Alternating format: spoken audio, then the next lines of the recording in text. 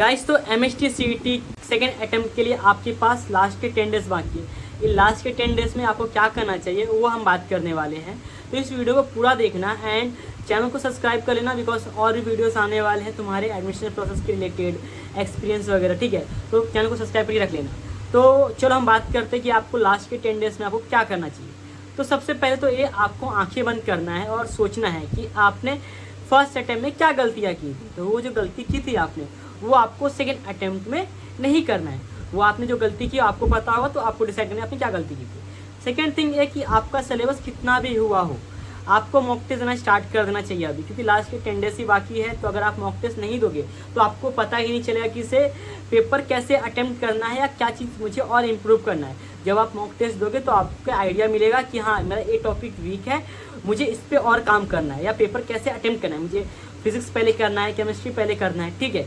और मैथ्स में कौन से क्वेश्चन करने, कौन से क्वेश्चन नहीं करने हैं, टाइम मैनेजमेंट कैसे करना है, ये सब चीज़ें आपको मॉक टेस्ट देकर ही पता चलेगा। तो आपका कितना भी सिलेबस हुआ हो, आप मॉक टेस्ट देना स्टार्ट कर दो। आपसे एक दिन गैप करके दो, बट मॉक टेस्ट देना स्टार्ट कर दो, बिकॉज एग्ज़ाम के पहले एटलीस्ट आपको 8 से 10 मॉक टेस्ट तो देना ही चाहिए, जिससे आपका अच्छा खासा प्रैक्टिस हो जाएगा, उसको अच्छे से एनालाइज भी करना है। अभी सवाल उठता है कि आपको मॉक टेस्ट कहाँ से देना चाहिए। तो मॉक टेस्ट देने के लिए आप क्रैकेट MHT CET test series buy कर सकते हो, जो कि VGT और CUP के स्टूडेंट्स के द्वारा बनाया गया है, ठीक है। यहाँ पे आपको मिलेगा 10 full length mock test, 10 years PYQs and 80+ chapter wise mock test, ठीक है। तो यहाँ पे मॉक टेस्ट देने के बाद जो आप गलती करोगे उसके लिए आपको फ्री में मेंटरशिप भी दिया जाता है। वो भी VGT और CUP स्टूडेंट्स आपको मेंटरशिप देते हैं, जिन्होंने खुद 99+ परसेंटाइल स्कोर किया था। तो डिस्क्रिप्शन एंड कमेंट सेक्शन में आपको क्रैकेट MHT CET टेस्ट सीरीज का लिंक मिल जाएगा, जाके आप बाय कर सकते हो और कम्युनिटी को ज्वाइन कर सकते हो फ्री मेंटरशिप के लिए, ठीक है। तो मेंटरशिप तो फ्री है, तो प्लीज़ क्रैकेट कम्युनिटी को ज्वाइन कर लेना। सेकेंड थिंग आता है कि भैया हमारा सिलेबस ही कंप्लीट नहीं हुआ है, हम मॉक कैसे दें। तो देखो भाई, आपको इन 10 दिनों में केमिस्ट्री का ज़्यादा से ज़्यादा सिलेबस कंप्लीट करना है, पूरा सिलेबस कंप्लीट करना है, बिकॉज केमिस्ट्री काफ़ी ईजी आता है एंड आप अच्छा खासा स्कोर कर सकते हो। लाइक ठीक है, केमिस्ट्री में 35 तक तो आराम से आप स्कोर कर सकते हो अगर आप अच्छे से पढ़ो तो, ठीक है। तो केमिस्ट्री का आपको 100% सिलेबस करना है। बात रही मैथ्स की, तो यहाँ पे आपको मैथ्स के हाई वेटेज चैप्टर्स दिख रहे होंगे स्क्रीन पे, आप उसका स्क्रीनशॉट ले लो, इन चैप्टर्स को कंप्लीट करो, बिकॉज अगर आप केमिस्ट्री और मैथ्स में करके जाओगे तो आप अच्छा खासा स्कोर कर सकते हो। और फिजिक्स में टारगेटेड चैप्टर जो हाई वेटेज है, जिसका आपको दिख रहा होगा स्क्रीन पे, आप स्क्रीनशॉट ले सकते हो।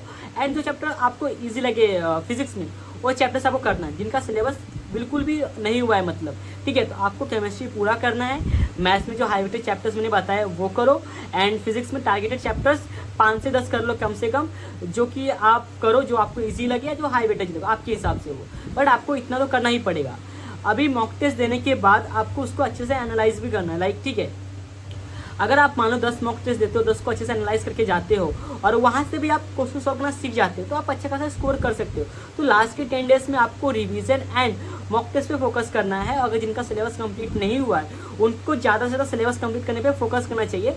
अगर लास्ट के 5 दिन बचते हैं, 4 से 5 दिन, उन लास्ट के दिनों में बस आपको मॉक टेस्ट देना है एंड रिवीजन करना है, कुछ नया ट्राई नहीं करना है। तो बात करें कि आपको रिवीजन कैसे करना है। देखो, रिवीजन करने का सबसे अच्छा तरीका यही है कि आप एक चैप्टर जिसको खोल रहे हो उसका फॉर्मूला रिवाइज करो, उसके बाद उसका 1 साल या 2 साल का PYQs देख लो। लाइक 1 साल का PYQs देख लो, मतलब आपने जो सॉल्व किया होगा, जो लगे हार्ड है उसको फिर से सॉल्व कर लो, एंड बाद में उस चैप्टर का चैप्टर वाइज मॉक टेस्ट दे दो, ठीक है। तो ऐसे करके आप किसी भी चैप्टर को रिवाइज कर सकते हो। तो ये रिवीजन स्ट्रैटेजी हो गया।